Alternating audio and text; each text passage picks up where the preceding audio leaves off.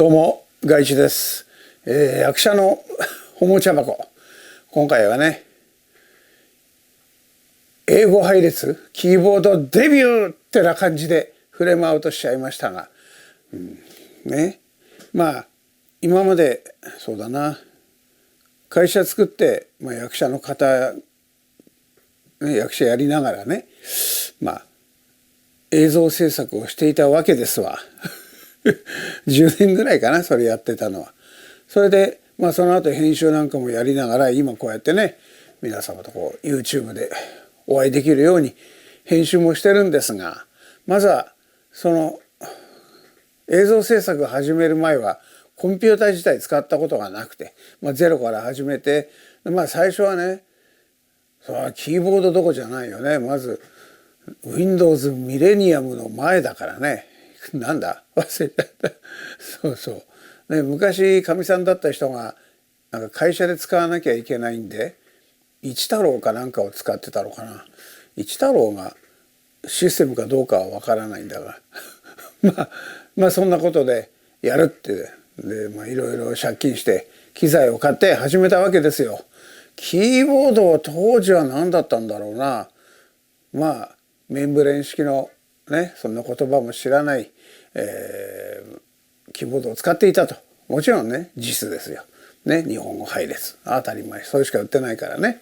それで、パカパカやって、後で個別には詳しく紹介いたしますが、メンブレンでいうとこれかな。今うちにあるのは。これ。エレコムのね、TK-FCM090S ブラックってやつね。これはね、もちろん有線なんだけど、一応メンブレンだからね、静音っていうのもおかしいんだけれども、エレコムの中では静かだよっていうやつが見たよ、これね。それは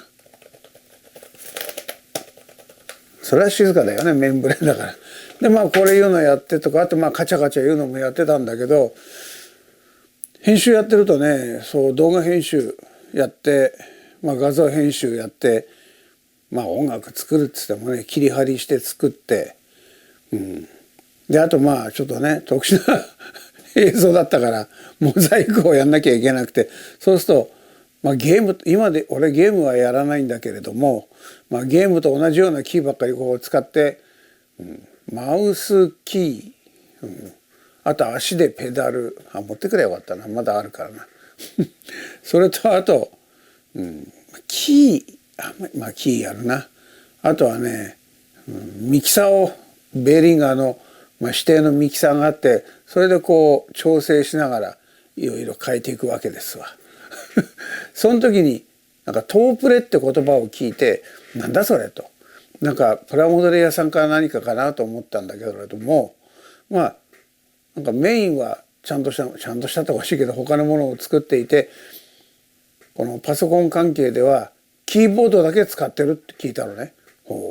でいいと、当時 YouTube なんかないからね、なかったんだよ YouTube ってねでパソコンで配信してる人っていうのも俺が気づかなかったのかな。今から始めた頃だから、トープレ使い始めたのいつだろうな。15、16年前か。やってたのは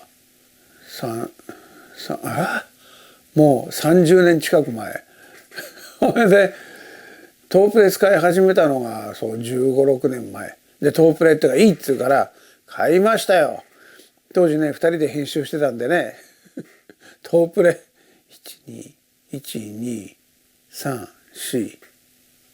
5枚ぐらいあったかな。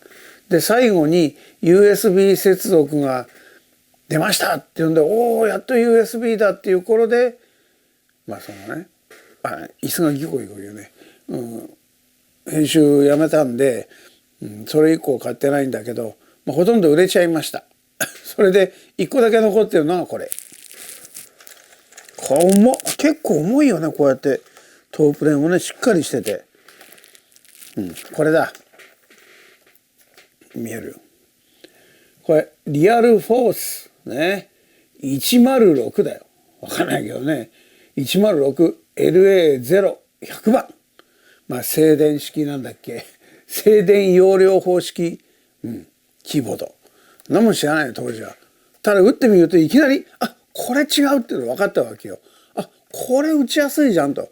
で後で詳しく言いますが、これキー荷重が小指とかでやる A とかはね軽くなって、他はそれなりのキー荷重があるってもの。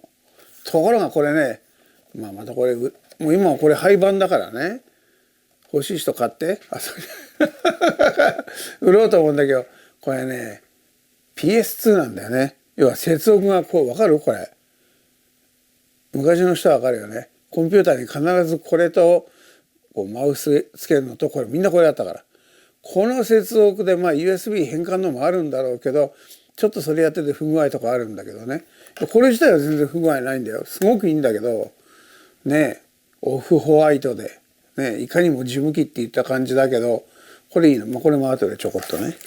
そうでそれを使ってて、それからロジクールっていうのがいいんじゃないかっていうのが、当時今ばっかりいいっていうか値段で見てたから、そのマニアックな高いのなんか当時情報流れてないからね。ロジがいいと。なんだロジって、裏ロジかとか思ったんだけどダメだ親父だな。ロジクールがいいって。どこだっけ、スウェーデンだっけ、スイスだっけ、忘れないでしょね、そこね。でマウスから買ったわけよ、いろいろ。今あるけど、マウスは今度次回にしようね。あんまり長くなるとあれだから。それで、買おうっつっていろいろロジも買って、でここ5、6年ロジのこれ MX シリーズフルのやつね。もう小さいキーボードとか概念自体知らないから、もう全部点キーが入ったのがキーボードだと思っていたから、もちろん JIS のやつで、これが後で詳しくやるけど、これだね、ロジね。ロジ出すの忘れちゃった。ちょっと待って、これでもうカンニングしてるのバレちゃうね。これね、 MX キー S キーボードで MX キーズか、キーズ S キーボードね。これもね、薄いからでアルミだし、これ1キロ以上あるのかな。後で詳しいことはね。これ良かった。手近づけて光るし、その設定自体がわからないね。でこれ良かったの、すげえ良かった。設定わかんないし説明書ねえし、あれっつってロジのそのダウンロードしたんだけどわからない。そういうのあんまり。でもいいなと思ってて、4年ぐらいフルに使ってバッテリーがいっちゃいました。今は USB-C つないでバッテリーないですよってアラート出ながら給電して使ってたと。ロジも終わりじゃんと。だからって言ってね、乾電池がいいのかっていうと、まめに変えてれば液漏れはしないんだろうけれども、寿命ですよ。でしょうがないっていうんで今日ね、これからお見せする、先に言っちゃうと2枚買っちゃったんだけどまずさ1枚目ね、エポメーカーっていうところ、エポメーカーでいいんだよね。 E プロメーカーか、エポじゃないんだよ。 E プロメーカー、外国の人が YouTube やってて E プロメーカーって言ってるから E プロメーカーでいいのかな。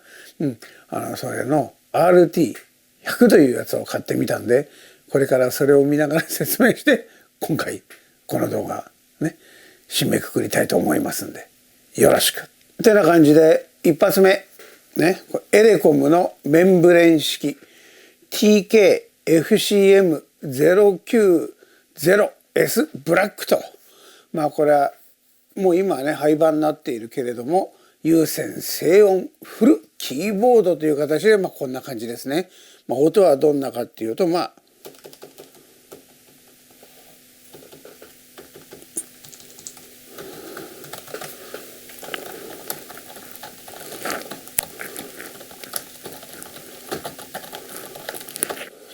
ほとんど無音に近いと当時はこれが静かだった。確かにね、メカニカルじゃないからね、音が気になる場所や時間帯での使用に最適って書いてあるよ。本格静音設計採用の有線静音フルキーボードという形で、これを使っていたと。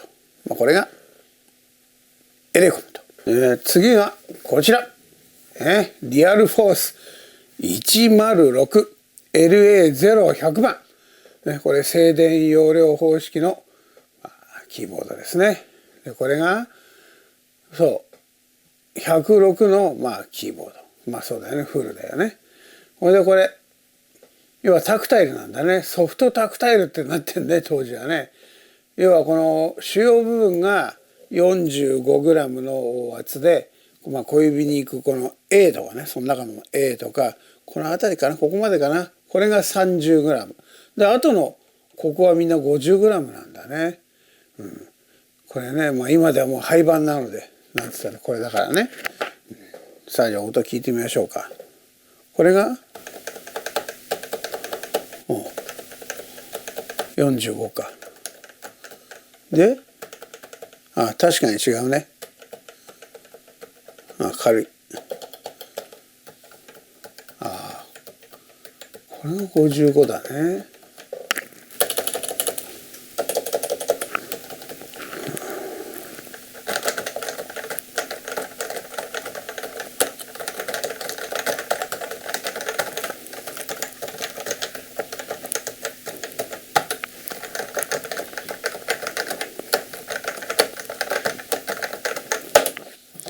ってな感じだよこれね。これは売りに出しちゃいますよ。ね、今はなきリアルフォースの106でした。いい感じだよね、綺麗だし。それでこちらがロジクールの MX キーズ S キーボードですね。これだから今もうなんとなくもうまだ電源ちょっとほら分かった、光。でもこれで USB でUSB-C で給電しながらやると。どこだ、ここだ。つかない。ついたね。こんな感じで、これ薄いんだよね。一番厚いところで高さ 1.3？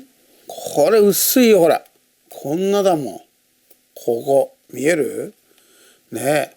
でもしっかりこれこういうのかな、しっかりこれね、アルミの筐体で最初発酵出した時全然知識はなかったけど、いいじゃんとか思ったわけよ。ね、これすごい。なんていうの、これ何式なんだろう、これわかんねえな。なんだっけ、忘れちゃったね。ただ何しろバッテリーがいっちゃったんでね。もちろんこの時からUSB だとコンピューター今2台常時使ってるんで分けられるっていうのと、それもねやっぱり Bluetooth か USB じゃない、ごめん Bluetooth だ。Bluetooth で1個やっててちょっとねつながりいまいちなんだ。でもこれほらね、ロジボルトっていう当時のね USB レシーバー 2.9 だっけ、9ギガだっけ、それがあるから。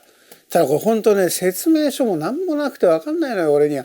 これで 1.682 キロ近くあるんだね。これしっかりしてますよ。ちょっと一回切って音はこんな感じね。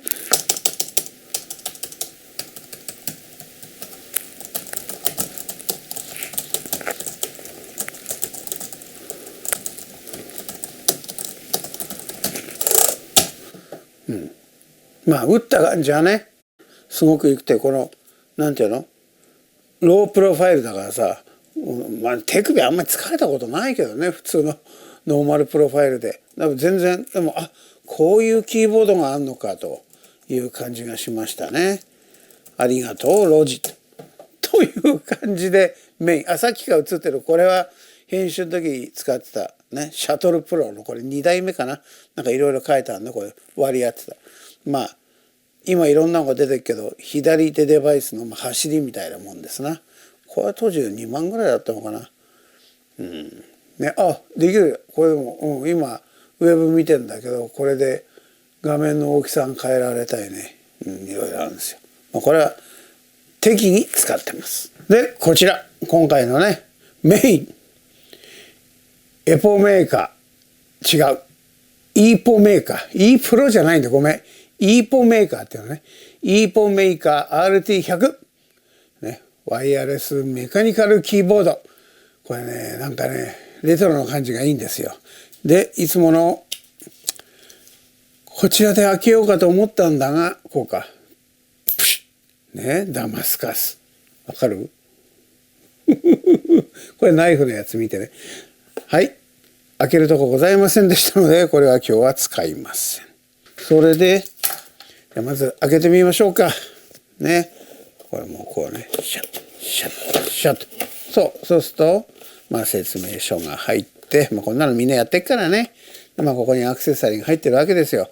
まあ実はもうね、何回か使ってっからね。そこは正直に言えばいいってもんじゃないんだろうけど、まあこれは本体ですね。で、まあ本体はこうで、ちょっと横置いといて、中は何があるのかな。これだ。ね。これがね、いいんだよ。これが欲しくて買ったような気がしますね。これ USB-C でつきます。ね。まあ入ってるのはね、みんな買えばわかるからね。大体一緒だよ。こんなのがついて。これあれがついてなかったら、予備のお試し機がついてなかった。俺、何気に感動したのはこれね。これね、しっかりしてていいよ、このケーブル。これだけ単体で売ってるんだよね。イーポメーカーで。ここも合皮でなんか安っぽくないし。で、太いし。これね、電気入れるとわかるんだけどね、光るんだよ、ここが。こういうのいいよねってな感じで。さあ、ね、中身はどんな感じかというとこうですね。そう、こういう感じで。あ、これ電源入ってたな。やべ。こうか。あ、入っちゃったよ。でも今繋がってないからね。そう、これですね。これですね、と。間がすごい。慣れないね。だからこれ、もちろんね、ライト全部つくんですよ。ほら、ついた。見えるねえ、いい感じでいろいろ変えられる。これ全部で100っていうか100キーかな。100キー100個じゃないんだよね。98個ぐらいかな。なんか書いてあったな。で、プラス、ノブと、ここにさっきのテレビがつくと。まあ、細かいところはね、詳しい人のやつを聞いてくださいよ。何しろ俺は、これ、今、一番の難点、これ最後に言おうかね。いい感じなのかな。音がすごくいいよ、音は。ほら。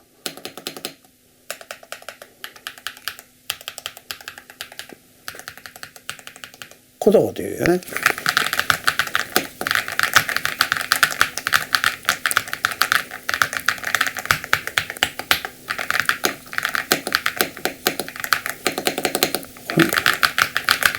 なかなかね、いい音です。打鍵感ってのはわからないね。これからだね。まあ横が40センチ弱、39.7センチ。奥行きが15センチ弱、14.7センチ。ね、高さこれどのぐらいなんで4点、一番、まあ、こうなってるか。こうか。ここで4.2センチ。手前が3センチと。まあみんなね、こういうのついてるからね。そう。まあ光るのはいいんだけどね、このレトロな感じがいいじゃないですか。で、ここにテレビもつきますと。ここなんだよね。これ取って、そう、ここにね、ほら、あれ USB ドングルが入ってるので、これをピッと取って、さっきのテレビをこれ気をつけてつけないと危ねえから、こうか。よっ。ね、こうやって、ここにつくと。はい、コンピューターにつなげてフルセットをしてみました。これ光ってんのはね、ちょっと今明るいから分かんないかな。これね。ただね、いろいろ今困っていることがあるんだけど、それはおいおい。ってな感じで、ただここに俺が映ってっかな。分かる？一応これだけできた。時間ができない。時間できてんじゃん。時間回ってきた。ね、俺の顔。ね。これ九州の先輩の友達が俺のために作ってくれた。ディフォルメ顔。ディフォルメ外地。ってな感じで、これに慣れていく。さあ、戻ってまいりました。ちょっと長くなっちゃったけれども。ね、これで英語配列キーボードデビューは果たしましたが、キーマッピングがうまくできない。おかしいな。レイヤーがあって割り振りするのは分かるんだけど、どうも機能しないんだよね。そこちょっとこれから要勉強でMX キーズも両方使いながら英語キーボードを慣れていこうと思います。それでは最後までご視聴ありがとうございました。